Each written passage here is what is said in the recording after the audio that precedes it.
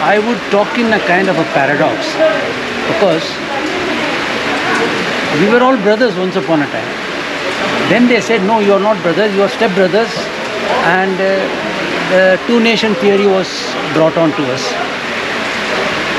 But agar our brother did not let that two-nation, they made it three-nation.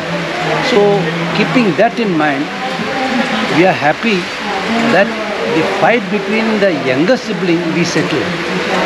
So on that matter, I am very proud that I was a part of the war.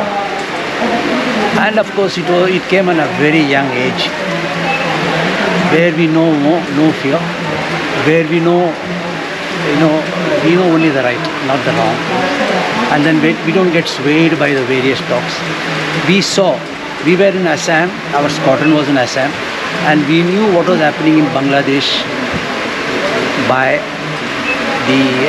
through the All India Radio, through the Bangladesh Bekar Kendra, through the people who are coming. So we realized that unless we help, that they are not going to be right, because there were killings, there were atrocities going on by the... Again, when there is a fight, yes, you want to teach a person a lesson, but this is not the way. But at the same time, I am so happy at the end of the day, we did create our younger brother to stand on his own feet, and they are doing very well now. And so what were the lessons that, the younger generation, our generation and younger than us, we should imbibe 5 or 6 lessons from your life, seeing all the gory details of war? What should we not forget? Please remember one thing. If you see something wrong, speak loudly. It's like looking at a fire. What do they teach when you fight fire? They want you to shout first, fire, fire, fire. So when you see something wrong, shout at your topmost voice. Bring the others. Let the people take over. And do not let the thing go wrong. This is number 1. Number 2 is, you may be weak, but your spirit is not weak. So give them your spirit if you are not able to give them physically. That's number 3. Now please remember, the uniformed people, whether they are military or paramilitary, are set by the certain rules, and they are set by the good rules.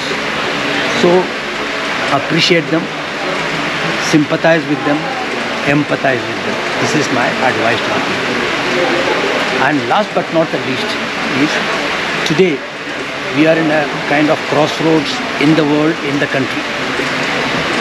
You see, on this basis I must tell you that be with the country, be with yourself, be with your family.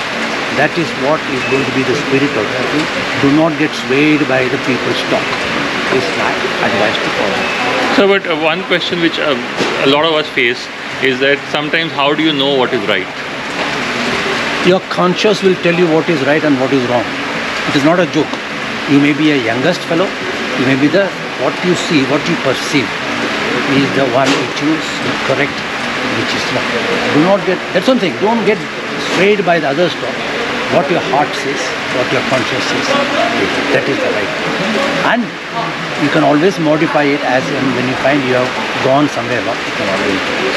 This is my, I won't say advice, I am not that elderly to tell the people, but I want to tell all those people who are in the present day is to kind of spend their time, give a little thought, and kindly act as per your conscience and as per your system. This is my advice. Last question, sir. When you did all these interesting assignments, and there was always an element of fear, and I think we all have to conquer fear in some way in our life. Physical fear, financial fear. A lot of fear is an element which kind of stays with us as a good friend. How did you embrace fear and conquer it? One thing I want to tell is, he who doesn't know what is fear has to grow up. Okay, when you are young, you are not all that young, you are 22, 23, 25, average age. When you know fear, plus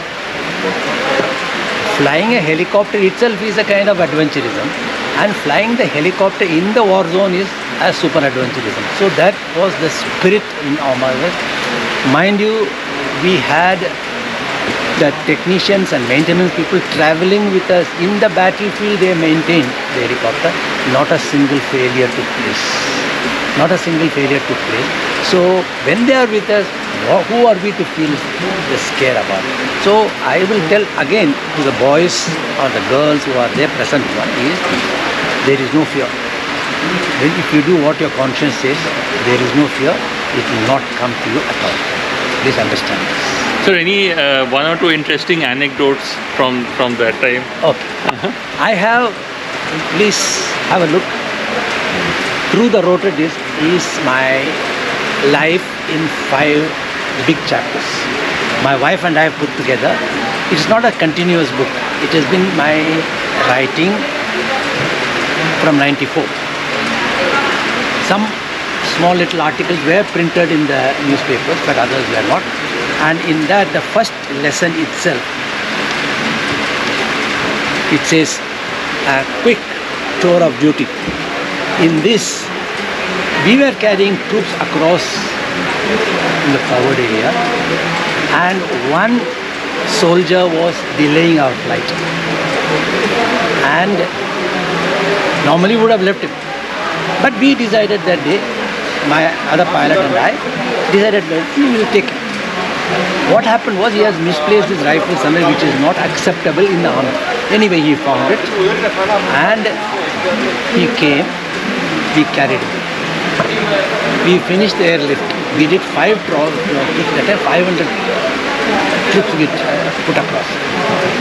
At night, we were called again, the same crew, we were called again and said, please go, there is a casualty, you have to bring him.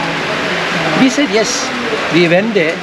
Imagine to our chagrin, imagine to our surprise, imagine to our utter shock that the Jawan was the same person who misplaced the rifle.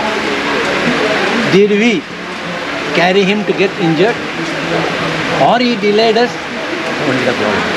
On this, this is one of my first articles I wrote in the.